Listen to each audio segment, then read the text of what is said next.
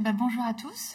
Je suis Maëlle Lebert. Je travaille à Brest Métropole. Je suis adjointe à la direction du développement économique et international et également chef du projet Service public local de la donnée pour Brest Métropole, projet que je vais vous présenter aujourd'hui.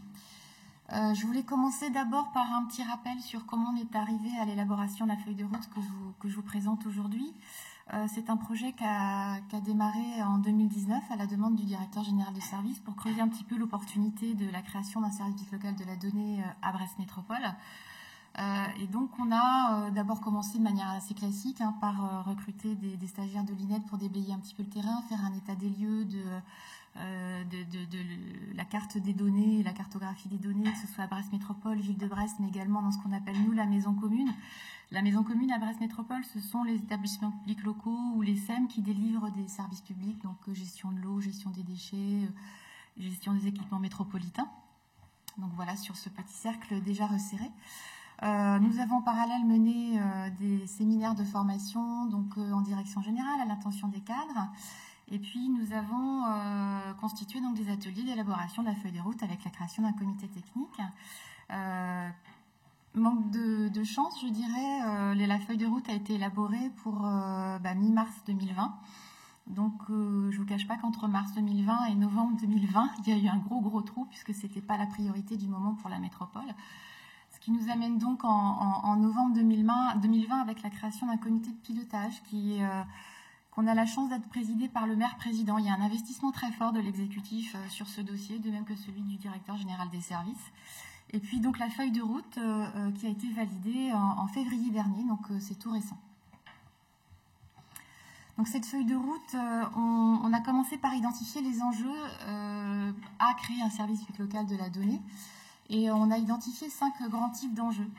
D'abord des enjeux de nature politique, puisque on observe une exploitation des données évidemment sans cesse croissante par les géants du web, et pourtant librement transmise par les internautes et par l'usager, pour un usage plutôt marchand et qui sert des intérêts privés. Et nous, on s'est dit qu'en tant qu'autorité garante de l'intérêt général, on devait tout faire pour reprendre la main sur cette question-là, et notamment que le traitement des données devait servir des intérêts généraux et des projets d'intérêt général et délibérés. On a également identifié des enjeux sociétaux, puisque la valeur informative de la donnée en fait une source de connaissances et en ce sens une véritable ressource pour le territoire et pour la collectivité. Mais on a souhaité être très attentif à l'exploitation des données, puisque pour nous, le processus de captation et d'exploitation de la donnée ne pense pas certains items comme la solitude ou l'isolement ou le vieillissement, et qu'il était important pour nous, pour avoir une vraie caractérisation complète de la société, d'y associer aussi un capital humain, de ne pas oublier un petit peu la notion d'humanité dans la gestion de la donnée. Troisième type d'enjeu, ce sont des enjeux économiques, puisque aujourd'hui la donnée est considérée comme l'une des clés de voûte essentielles de la croissance et de l'innovation, et qu'il y a donc un vrai questionnement qui pour nous a émergé à ce moment-là sur quelle répartition de la valeur créée par la donnée on souhaite réaliser, dans quelle position nous, en tant que collectivité, on souhaite prendre notamment pour récupérer la main vis-à-vis du secteur marchand. Donc pour nous, c'est avant tout, la donnée doit avant tout viser une prise de décision, confirmer ou réorienter un dispositif ou une politique. Quatrième enjeu, c'est un enjeu de confiance et de transparence vis-à-vis de l'usager, puisque même si aujourd'hui les acteurs publics gardent encore ou captent encore la confiance des Français en matière de gestion des données, on sait qu'une utilisation plus massive des données ne suffit pas forcément à l'unanimité. Donc pour nous, c'est vraiment placer la question de la transparence et de la confiance au cœur de la stratégie data de la donnée. J'y reviendrai tout à l'heure.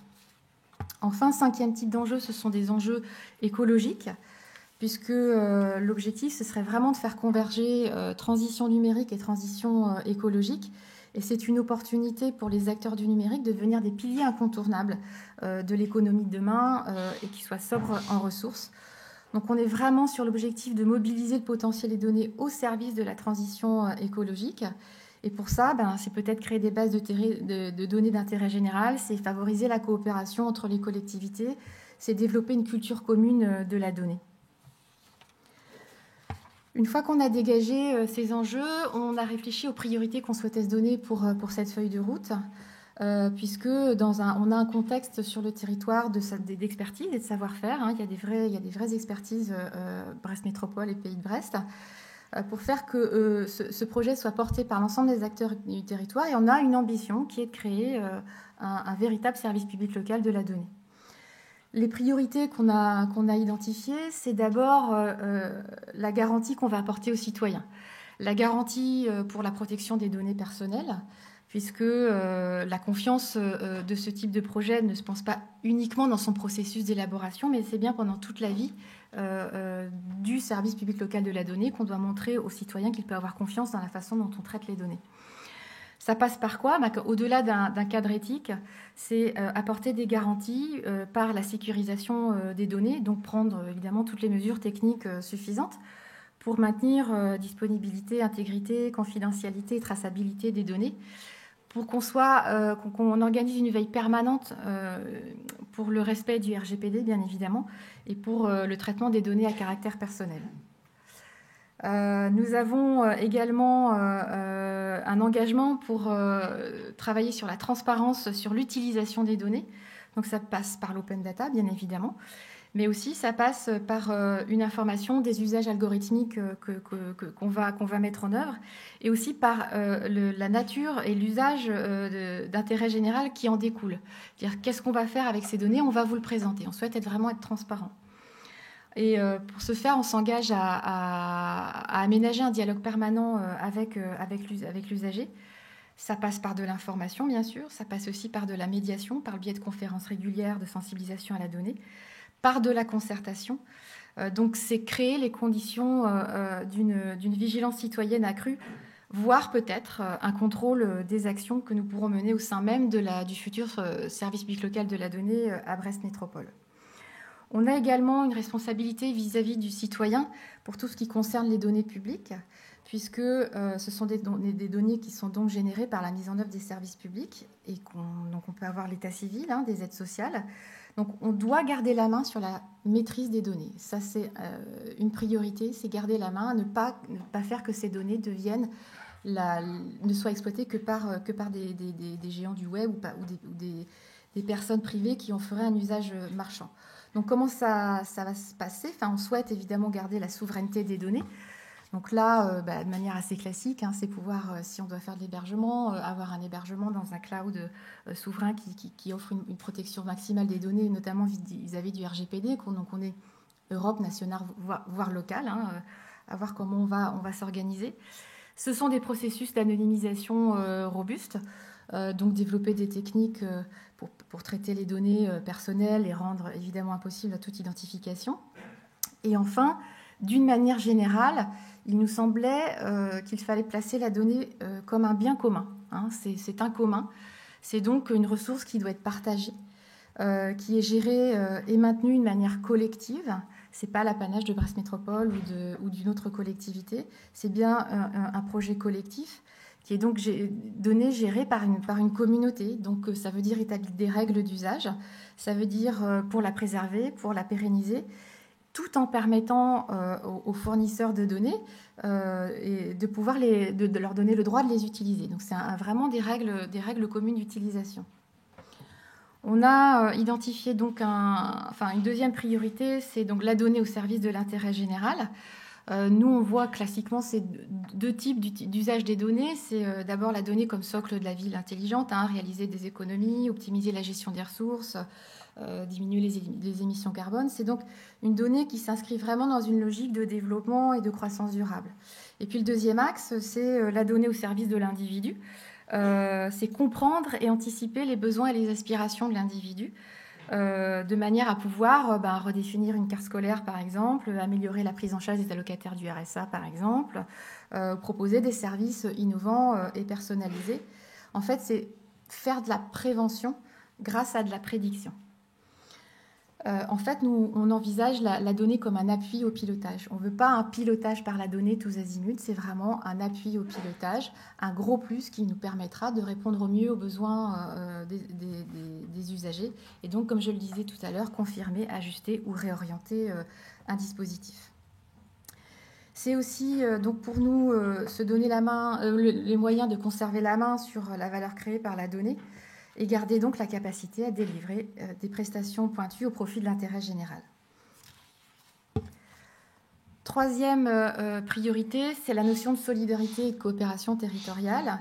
Dès le début, on a fait le choix de placer la solidarité comme un axe de développement à part entière de notre projet, que nous avons donc voulu et conçu pour un territoire large qui va au-delà des frontières de Brest Métropole, puisque pour nous, le service public local de la donnée s'envisage tant dans une dimension, je dirais, institutionnelle, relation entre les collectivités, leurs satellites et l'usager, mais aussi dans une dimension de territoire de vie et de territoire économique. Et le territoire de vie de la métropole, en fait, c'est quasiment le pays de Brest. Ce sont au moins 8 EPCI.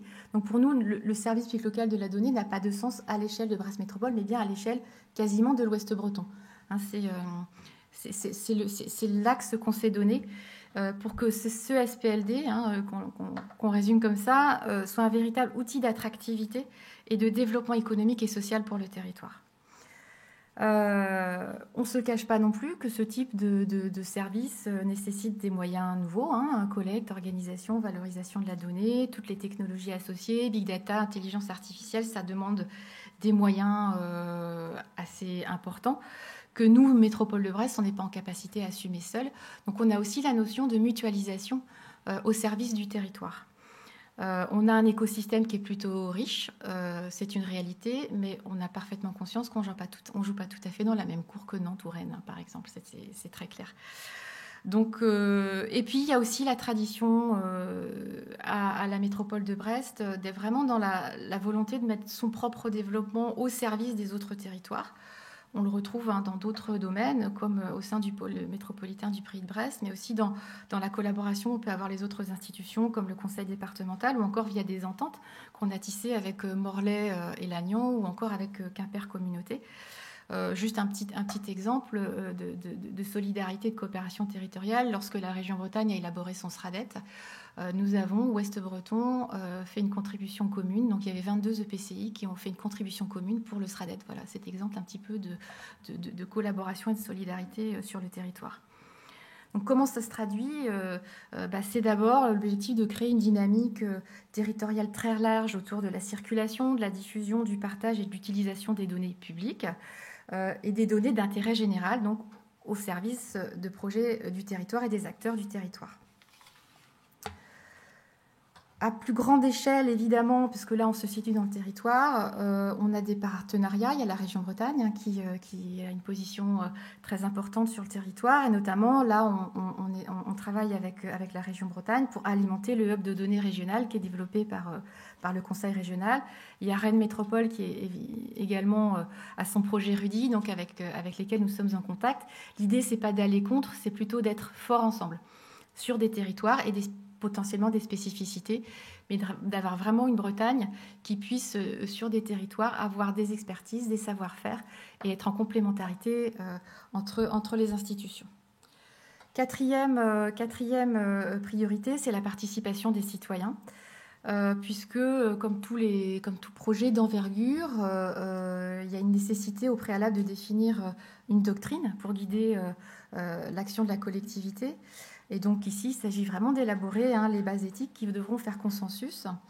Comme je le disais tout à l'heure, si les acteurs publics ont encore la confiance des Français en matière de gestion des données, comparativement notamment au secteur marchand, c'est pas forcément évident pour les usagers de confier leurs données à des collectivités, même en vue de la réalisation de services d'intérêt général. Donc ce sujet peut légitimement susciter de l'inquiétude vis-à-vis du citoyen, voire peut-être même du rejet. Et donc, il est indispensable pour nous de construire la confiance pour le citoyen et pour recueillir derrière son adhésion. Je reviendrai tout à l'heure sur les modalités de la construction de la confiance. Donc, on va passer maintenant à la phase un petit peu plus opérationnelle du projet, puisque nous avons décliné 4 axes opérationnels de travail. Donc, se doter d'une doctrine, donc j'en parlais à l'instant, c'est définir les bases éthiques qui devront faire consensus et répondre ainsi donc aux enjeux qu'on a identifiés en première partie. Ici, on va retrouver tout ce qui est notion de définition d'intérêt général, La définition, c'est quoi agir dans l'intérêt général, c'est quoi le respect du RGPD, c'est quoi le respect de la vie privée. Et donc pour ce faire, on a décidé de monter une conférence de consensus qui va démarrer là en octobre prochain. L'objectif étant plus que d'aller au consensus sur la gestion des données publiques par les collectivités, c'est d'arriver au consentement. Quelles sont les conditions du consentement pour que les citoyens acceptent que ces données, même si la loi peut l'autoriser, soient exploitées en vue de l'intérêt général. Cette phase donc, est prévue entre octobre et décembre. Et au préalable, on a lancé, à l'issue d'une table ronde qu'on a faite en juin dernier, qui était intitulée Brest, un service public local de la donnée, pourquoi faire.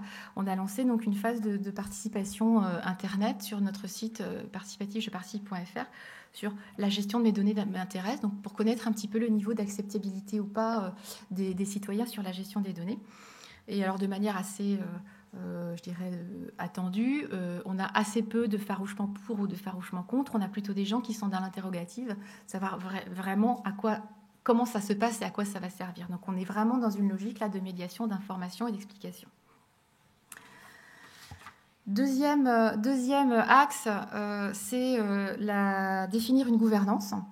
Donc on a deux types de gouvernance. C'est d'abord une gouvernance interne qui soit liée, qui soit cohérente avec la politique mise en œuvre, c'est-à-dire comment on associe transformation du service public et on le lie avec la gouvernance interne, puisque l'exploitation des données, nécessairement, ça impacte nos métiers et la façon dont on délivre nos services. Donc il faut qu'on ait une cohérence sur la façon dont on délivre nos services et comment on s'organise en interne. Et puis à l'externe, c'est une question de territoire. Je parlais de solidarité tout à l'heure. C'est quels sont les acteurs qu'on associe à la démarche, de quelle manière on atteint la taille critique qui permettra d'avoir un rayonnement suffisant et notamment d'avoir un modèle économique qui soit viable à long terme. Et donc pour ça, on a contacté le CD29 avec qui nous avons déjà un partenariat au titre de l'Open Data.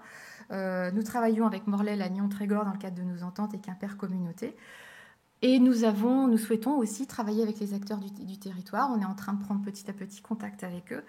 Tous les acteurs de l'enseignement sup, l'Université Bretagne occidentale, les écoles d'ingénieurs, aussi tous les acteurs de l'environnement comme le Parc naturel régional d'Armorique ou encore le Conservatoire botanique.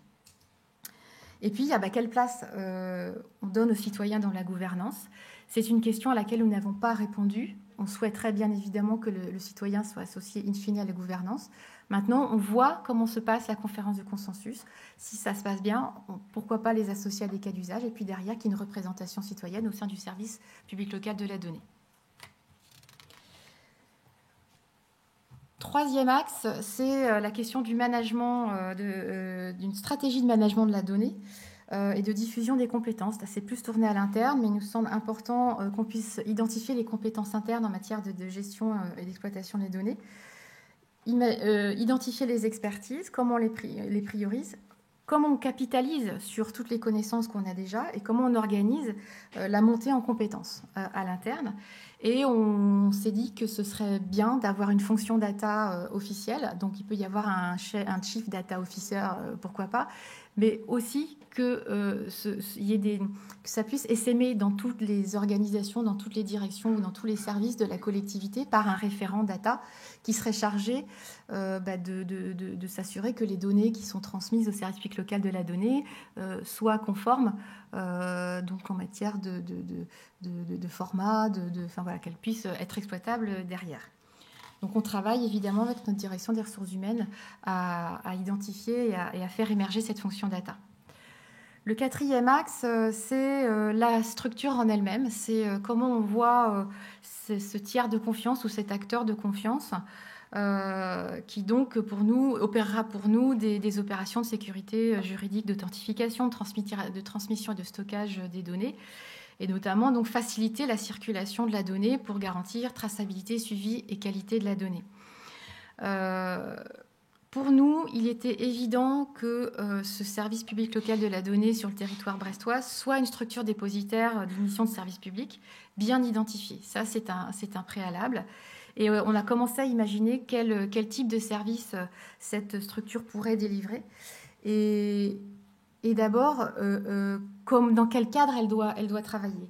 D'abord, se doter d'un cadre éthique. Donc, on en parlait tout à l'heure sur la notion de participation citoyenne et de consensus. Cette participation citoyenne et cette conférence de consensus devra aboutir à la rédaction d'une charte de la donnée qui posera les bases éthiques de notre projet, charte de la donnée qui sera adoptée par Brest Métropole et Ville de Brest, mais que l'on souhaite aussi, en tout cas ces bases éthiques, être les bases du service public local de la donnée. Donc, ce sera vraiment un partage entre collectivités et structures tierces.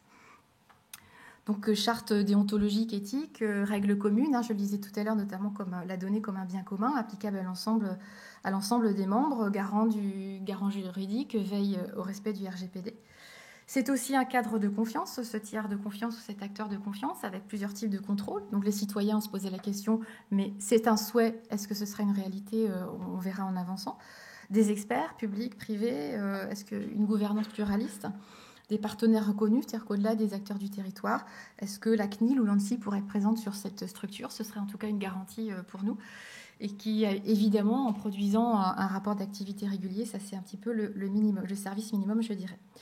Cadre sécurisé, évidemment, c'est sécurité informatique robuste, une politique de cybersécurité de référence, des hébergements, si on fait de l'hébergement plutôt en local, des procédés d'anonymisation robustes, on en a parlé tout à l'heure, des garanties d'accessibilité, la sobriété, puisqu'il ne s'agit pas de récolter de la donnée pour récolter de la donnée, c'est qu'est-ce qu'on veut faire et quel type de données on a besoin pour le faire. L'idée, c'est pas d'avoir un lac de données qui ne servira pas forcément à grand-chose. Donc d'abord se poser la question de ce qu'on veut faire et d'aller chercher les données qui vont pouvoir répondre à nos besoins. Et puis évidemment des équipes qui sont formées, qui sont compétentes. Un modèle économique, évidemment, puisque cette structure, on la veut indépendante, donc il faut qu'elle soit assise sur un modèle économique qui soit stable, donc il sera amené à délivrer des prestations payantes, à la fois être un centre de ressources, un espace de médiation, mais aussi en capacité à délivrer des prestations de services pointues pour le compte de ses adhérents ou pour de tiers. C'est relativement ouvert. Nous avons également travaillé sur la forme juridique. Même si c'est une forme juridique qui doit se construire avec nos partenaires, tout ça, ce sont des axes, mais on est vraiment dans la co-construction. Il y a un modèle juridique qui a retenu toute notre attention. C'est vraiment un souhait de travailler sur un modèle qui est les valeurs mutualistes. On avait même envisagé, pour tout vous dire, de créer une mutuelle de la donnée. On est en train de travailler ça avec des avocats et des juristes. Je ne sais pas si ça va pouvoir se faire, mais en tout cas, le modèle juridique qui permet une mutualisation des coûts, des salaires, services, évidemment, expertise, et qui repose sur des principes mutualistes. Donc, une structure qu'on souhaite à but non lucratif, des bénéfices qui seraient essentiellement versés à la gestion de la société et aux prestations, sans rémunération des actionnaires, avec un principe qui serait une personne, une voix. La notion de responsabilité des membres, la notion d'entraide et solidarité entre les sociétaires. C'est ça le modèle en fait qu'on souhaite créer, mais qu'il reste à construire avec les acteurs du territoire. Ça, ce sont des grands axes. Je ne peux pas forcément vous en dire plus puisque c'est vraiment dans de la co-construction. Donc là, de manière très opérationnelle, on a lancé le chantier forme juridique, on a lancé le chantier confiance et charte de la donnée. On lance évidemment un chantier cas d'usage, puisque si on ne se frotte pas un petit peu à la réalité des choses, on reste un petit peu dans le flou. Donc on a un chantier cas d'usage qu'on souhaite mener avec on en a déjà lancé notamment avec la Banque Arkea et le Conseil départemental 29, pour se frotter un petit peu à ce qui fonctionne, ce qui ne fonctionne pas. Voilà, donc c'est un chantier en construction. On espère que courant 2023, on aura quelque chose qui pourrait émerger. Dans l'attente, on a fait porter la préfiguration, non pas par Brest Métropole qui le porte en direct, mais on a confié la préfiguration à notre agence d'urbanisme qui est là de pas. Pourquoi l'agence d'urbanisme? Parce que déjà, c'est une structure qui existe déjà, parce que c'est une structure qui travaille déjà avec la donnée, qui a déjà des conventions de partage de données avec le CHU et l'université, qu'elle couvre un territoire qui nous intéresse, puisque la DEPA couvre un territoire de l'Ouest breton. Donc il nous semblait plutôt opportun que la DEPA porte la préfiguration de ce service public local OD, en étroite collaboration, bien sûr, avec Brest Métropole. Voilà, j'en ai terminé. Il reste, je crois, quelques secondes pour des questions éventuelles. Merci.